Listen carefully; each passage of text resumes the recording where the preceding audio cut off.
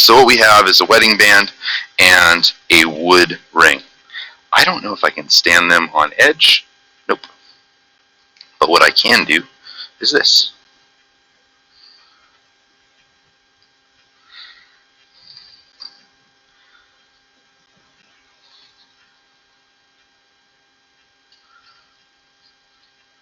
So it doesn't matter what it's made out of, right?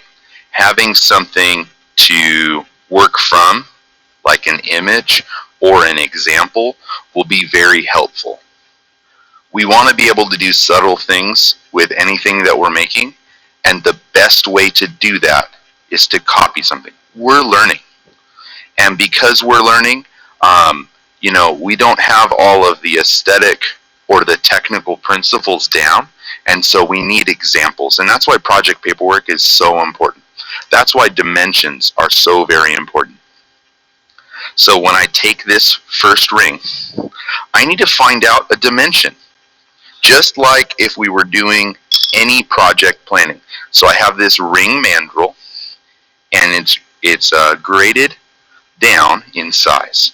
And so I'm just going to drive the mandrel up until the ring stops, and I find that it's 12 3/4. So then, on the lathe, I manufacture a 12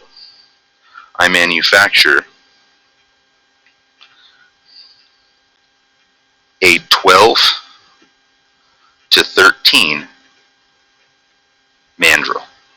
Okay, because right here 12 to 13 exists between my fingers. Right here 12 to 13 exists between my fingers. So what I have is a slower taper, and that's how you would say a slower taper. Okay, the rise got to run a lot further, and what we find is that we get it to about right there. So what I did, because it didn't fit perfect after I polished it, if you look right here, there's a shiny spot. And all I did was pile up some super glue. So it didn't fit perfect on my finger.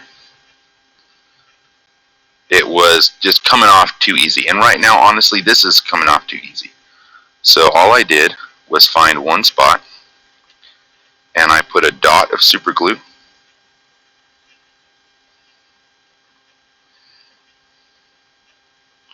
Because that's going to change the inside dimension.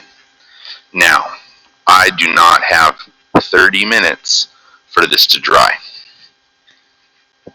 for it to set up, for it to cure. I do not want to glue this onto my finger. And so one of the things that we have is this cures super glue in seconds. Oh, I got that much time. I got at least that much time. You don't got to do a lot. In fact, we're not 1 inch. We're not 2 inches. We're like 8 inches away. That's it. Okay. It says it's going to dry it in seconds. That's fast enough for me. I'm going to set this down because I don't want to glue it to my fingers. Oh man, it just wants to run around. Oh, I'll put it right back here. It's not going to glue where it's not touching. And now we got a project plan. So this is my first one.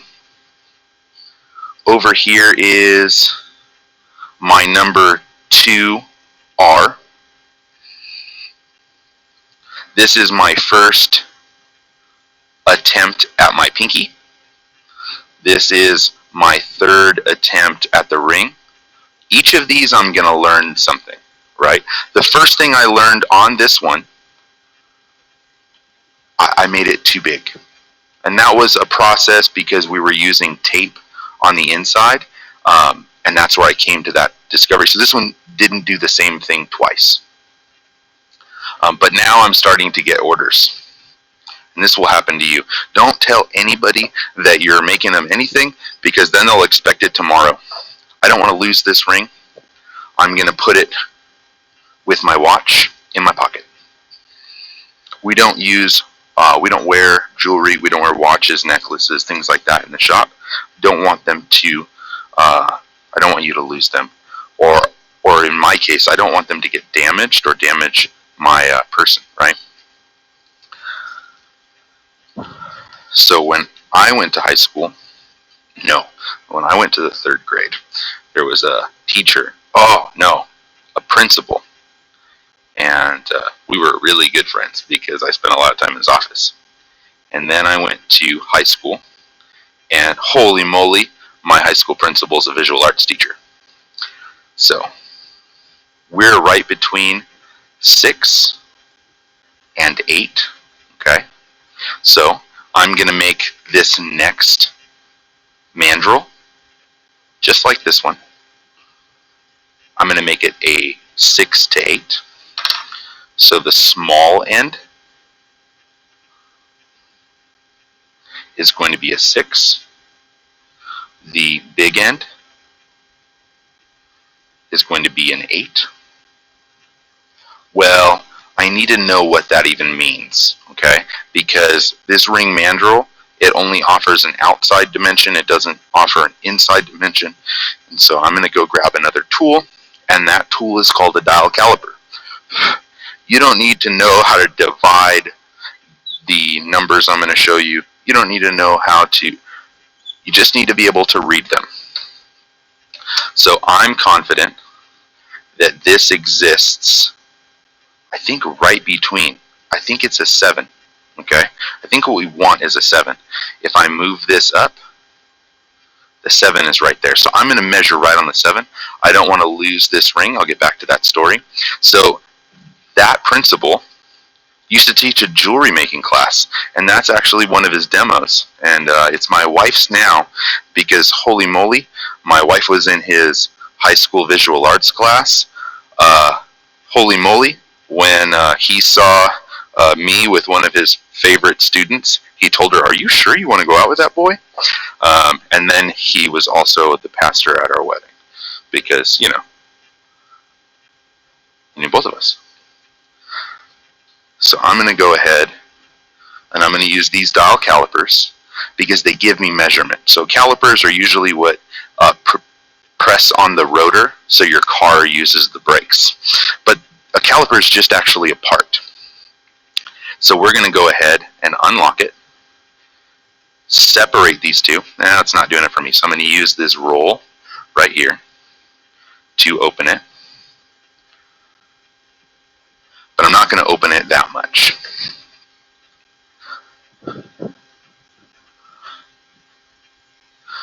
I said that it needed to be a taper between 6 and 8. So I'm going to go to 6.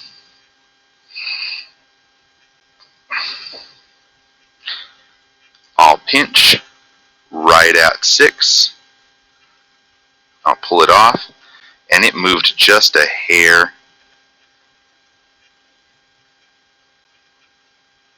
Oh man, getting that little dimension is hard.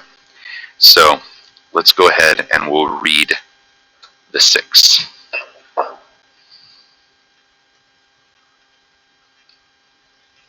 The first whole number is 0. There are no whole inches here. The next number we can see is 6. We can see 7, but it's not past 7. So right now we are on lap 6 of this dial, but we're only halfway through lap 6. So what this dimension is 0.650. That's what the small dimension is. No inches, a little bit more than half an inch, right? Because 6 out of 10 is 60% of the way, right? So it's 65% of the way to the next inch. That's the easiest way to think of it, right? Now, this 6 and this 6, they know each other, but they're not related. Okay, they just both go to the same high school. They just happen to both have the last name Vega. They're not brothers. So now we want to go from 6 to 8. 8 is the big size. And the trick is that 7 is just going to be somewhere in the middle. And what we find is that I'm going to go ahead. I've got the dimension right at 8. Right at 8. I'm going to lock it down by using, hold on, I'm going to do this off camera so I get a really accurate dimension.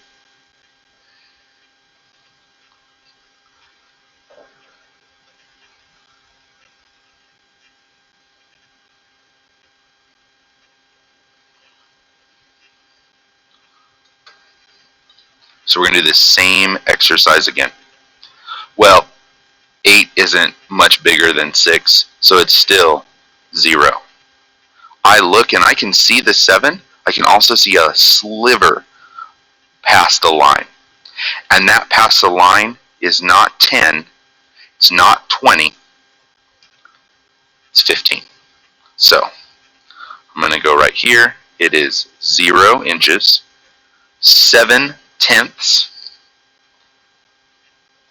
We're past the 1, right? So it's 100ths and 5 thousandths, right? So no inches, 715 thousandths, right? Or 71 hundredths. I mean, let's be real. This is a hair. I promise. I don't mean this in conjecture. I'm not saying, oh, this is a kajeter or a smidgen. We're not visiting your aunt from Minnesota. Oh, it's a skosh. No, no, no. This is a hair. 3 to 6 thousandths is a hair. So if you're a hair off, the ring will still fit, and we'll make it work by just putting a little bit of super glue in there. And if I put the, let me make sure that glue is dry. I don't want to glue this to my damn finger. Okay, so let's say it's just a little bit too much. Uh-oh, okay, I glued it to my finger. Let's say that it's just a little bit too much. Oh, I'll sand that down. We'll get a perfect fit. That would have been hilarious if I glued my wedding band to my finger. So now we need to mark our mandrel out.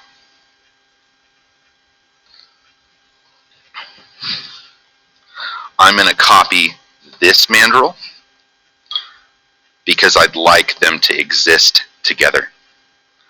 I can't remember what this is, but if I grab my pinky, I bring it over here. Obviously, this is too big. I cannot remember. Actually, I believe this is a 6 to 8 right now.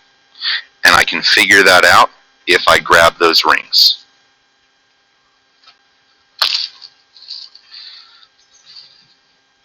If I grab this ring, I'll find out exactly where it goes. Oh, it goes right there.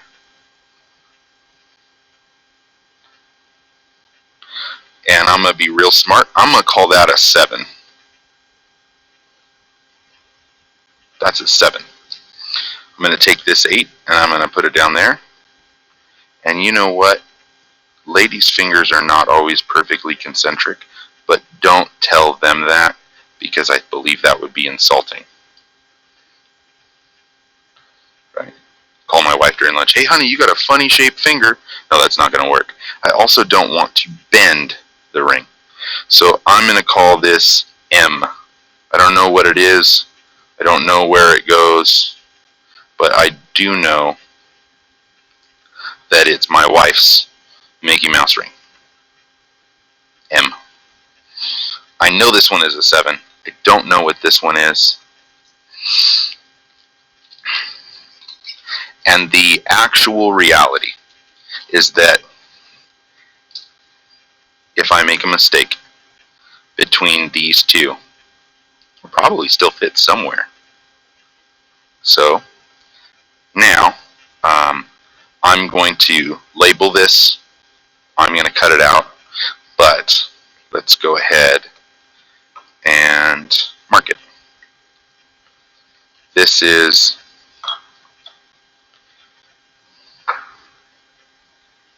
an 8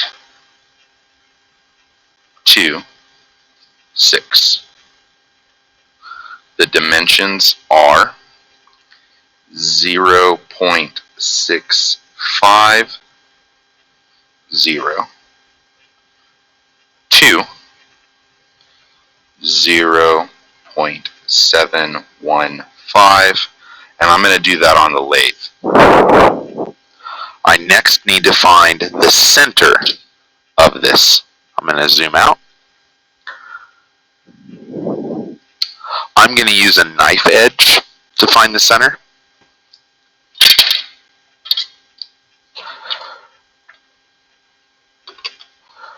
Okay, so I find that right here. I go to another dimension, and I find the center right here. Third time is the charm, just to be doubly, triply sure. Be very careful about that finger. All three are going through exactly the same spot.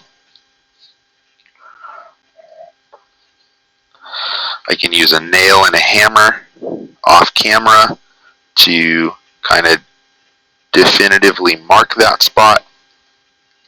Do the exact same thing on the other side.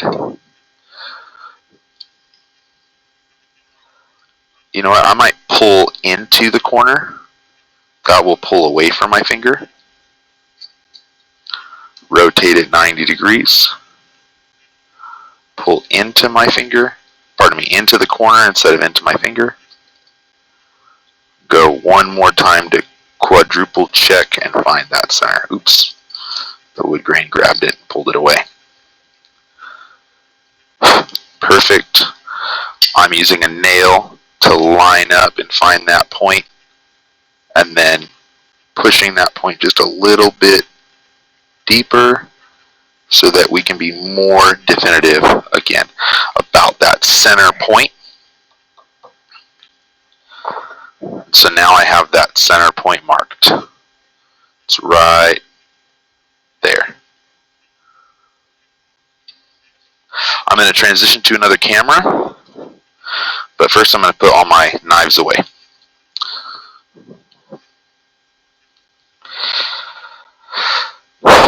Ooh, more important than the knives, I'm going to put my measurement tools away. I don't need this caliper to take a ride onto the floor. So I'll open up the container and I'll put it away. Make sure it goes away really nicely. Now it's safe on a bench. This goes on the wall by the lathe tools. We're done using it. These outside dividers are going to tell us when we're the right size, because it'll pass right past them. They're a little big, so when it passes, that'll also equate to some tolerance and dimension. So over on the south wall, we have lathe tools. So these are the lathe tools. These are the lathes. There are big stationary lathes. I'll be working today on a little portable lathe. And again, we're talking about the south wall. So if you're looking at North Mountain, well, that's the wrong way. I mean, it's called North Mountain for a reason. But if you're looking at the North Mountain, you turn around, well, then maybe you could find our lathe tools. So what's really important about these lathe tools is that you're grabbing them with your hand by the handle. So you're going to grab them by the handle, and the first thing I'm going to get is a parting tool, and I'll spend more time about parting. Okay, so I picked it up. I picked it up and brought it down. Always by the handle. You're only going to get one tool at a time. When you're done with the parting tool, you're going to put it back and then put it on this lip. The next tool you'll grab is the skew. Bring down. I might grab you this is a skew. I might grab you the gouge. And there's lots of gouge. But I'm going to grab the one that's sharp. And so you might bring one to me and say, Castillo, is this gouge sharp? And I'll look at it. And you won't know what I'm doing, and it doesn't matter. But I'll say, this gouge is sharp. And then after you use a dull gouge or you use a sharp gouge upside down, you'll understand the difference between sharp and dull. Thank you so very much. So first thing is first, and I think this is going to be the best angle to understand it. We have to get the center spindles lined up. So one is a live center, one is a drive center, and there's just a subtle difference between the drive center and the live center. The live center just spins wherever, at whatever speed. The drive center actually drives it. So the drive center has these spurs. These spurs cut into and they drive. This guy just spins. He just goes with the flow. I'm gonna crank that down. I'm gonna advance the live center into the drive center. And so what's happening is both of these are becoming engaged.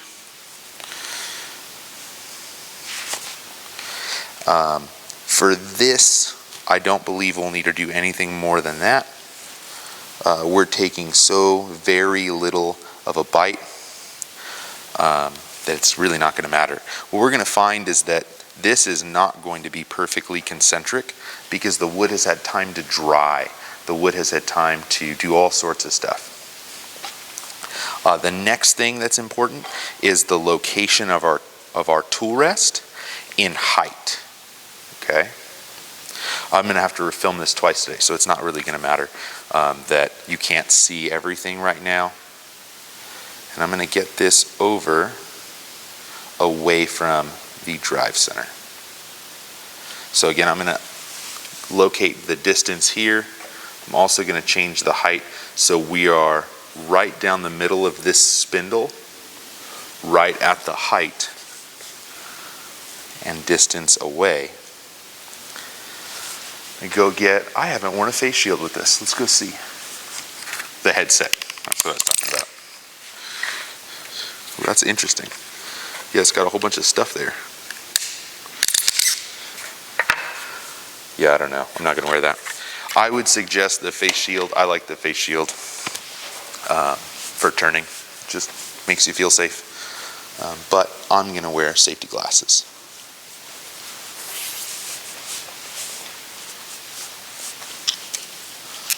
This is going to happen really fast, so pay attention. I'm going to grab a parting tool. A parting tool is a double bevel chisel. When I grab that parting tool, I'm going to go up, I'm going to go down, and pull it out. And I'll show you how to do that. So first things first, I'm going to turn it on. Whenever you're playing with tooling, getting things set up, make sure it's unplugged.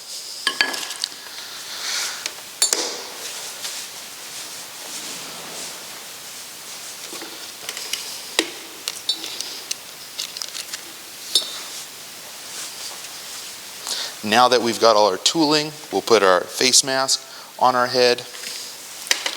We have our dimension in our dividers. We have our parting tool, and that's how we're going to find the dimension. I'm going to turn this on. And I'm just going to introduce the tool. I don't want to get ahead of myself. I'm going to move over just a little bit. And I'm going to stop. And the reason I'm going to stop is because I wasn't taking off that much material. I am almost to my first dimension, okay? And what you'll find is that this, I did not find perfectly center, or more likely, this dowel rod was not perfectly concentric. Who cares? It was a broom handle. Wasn't going to Mars. I don't believe Elon Musk paid for that broom handle. So very, very slow. Just a little bit, move it over. Just a little bit, move it over. Make sure the bottom of that is flat. I still have meat to get off of that.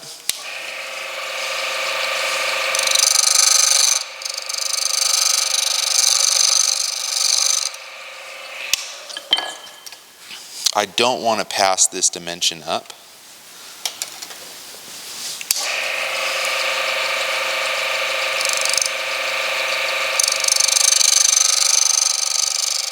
This is just a form making video. It's not a lathe turning video. But Castillo, those are two of the same thing. Yeah. So I'll get you some practice on the lathe. This will kind of serve to be that practice, but there'll be more instruction. I really just want you to understand the dimensioning aspect of it. That I'm trying to get this to be, woo, there we are. I'm gonna leave that right at that dimension. I would like to have a pencil that's sharp.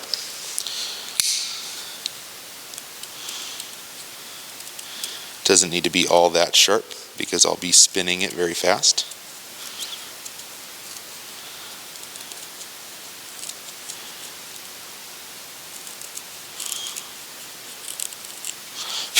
I don't want to lose this dimension. So I'm going to communicate that this dimension doesn't go away. Okay? That dimension needs to stay. Now I need to go to 0825. I'm going to go get those calipers.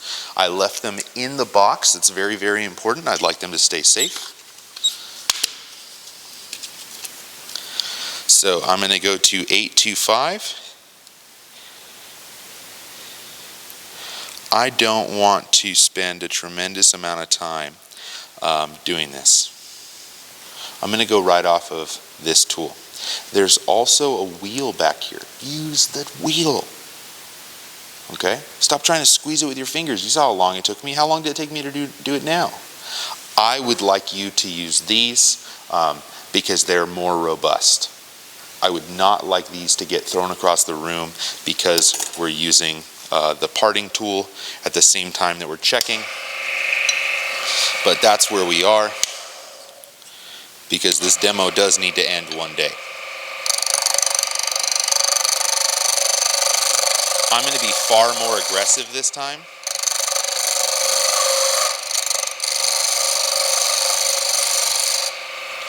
Because I know it's not concentric yet, so I can't do that. Okay. Because I know how much approximate room I have to go.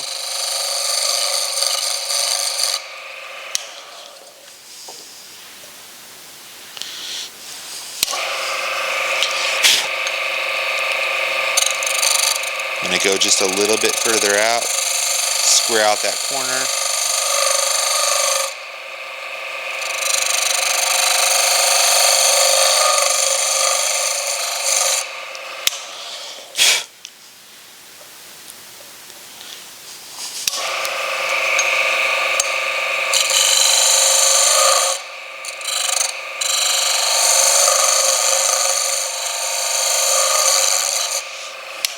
And I'm not watching this side, I'm actually watching this side.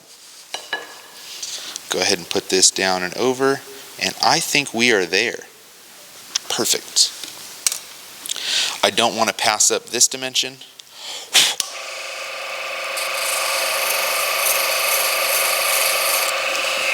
The next tool I'm going to grab is the skew. Again, you push up and then back down. Everyone is scared of the skew, and I'll tell you why.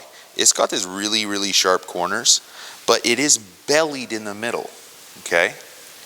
If we're trying to cut a taper, well, it'd be nice if we could cut it at an angle. So that's the tool we're going to use. We're just going to be very, very careful of this outside corner. Go right here, actually taper that down. So we don't have to be scared of that corner. I'm going to go over here, flip that tool over. I'm going to taper that corner down so we don't have to be scared of it. There's more meat here than there is there, so I'm going to start there.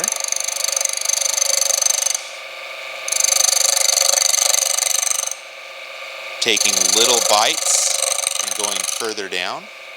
Little bites and further down.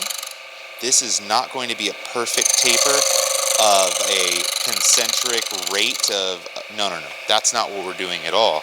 We're tapering a little bit more here a little bit more here, but a little bit further the second time, a little bit more here, but a little bit more the second or fifth time, there, and then a little bit more the next time.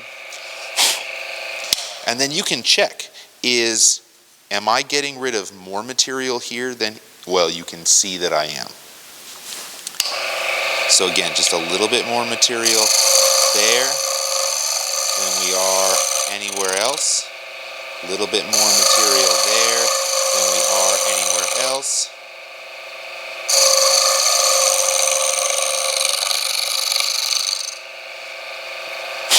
A little bit more material there, and taper it out.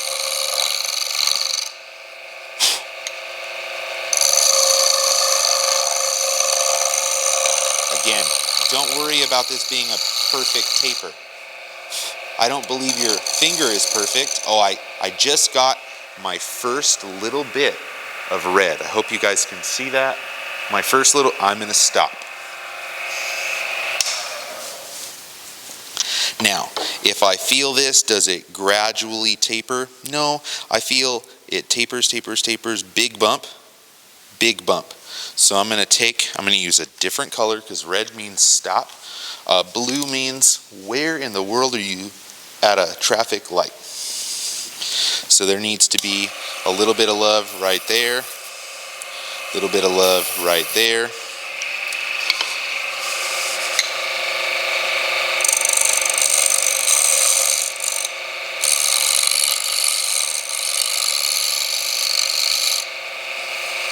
I still feel a lip right there, so I'm going to go take that one down. I got a little bit of red right there, so I'm going to stop.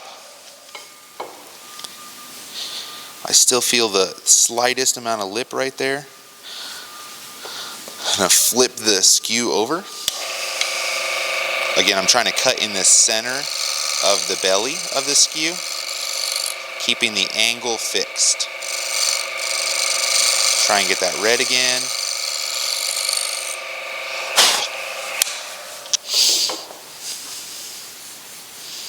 I don't feel those lumps anymore. I still do feel just the slightest bump there.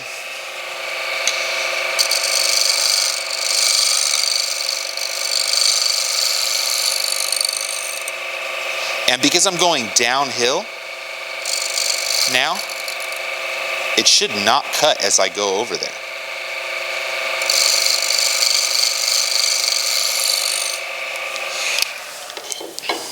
This is approximate, and the reason that this is better is I just created a, I don't know, rise over run or whoever's over whatever's, that on my mandrel goes from here to here.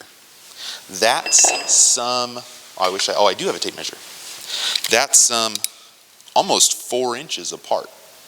Okay, so there's almost 4 inches worth of adjustment. If I didn't do a perfect taper, your finger's in there somewhere.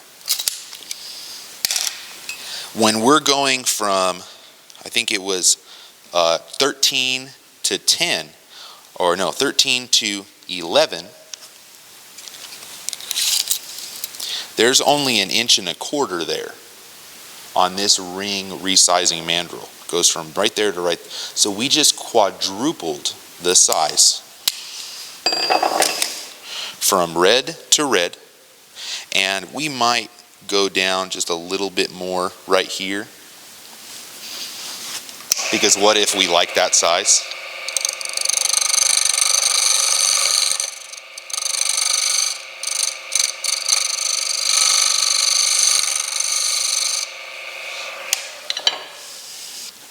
I'm going to check it with this. Got just a little bit more meat there.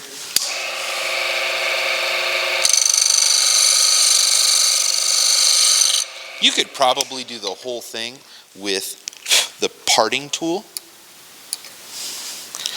but I don't think that's super necessary.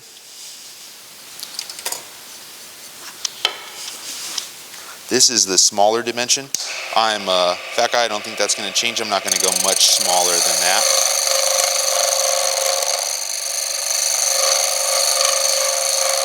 There we go. I got some red, so now it tapers up from there. I don't think we need to do anything more than that. We'll have this. Write your name on it. And make sure to label it. This is Joe. Herbie. This is I don't know, what was that? An 11 to 13.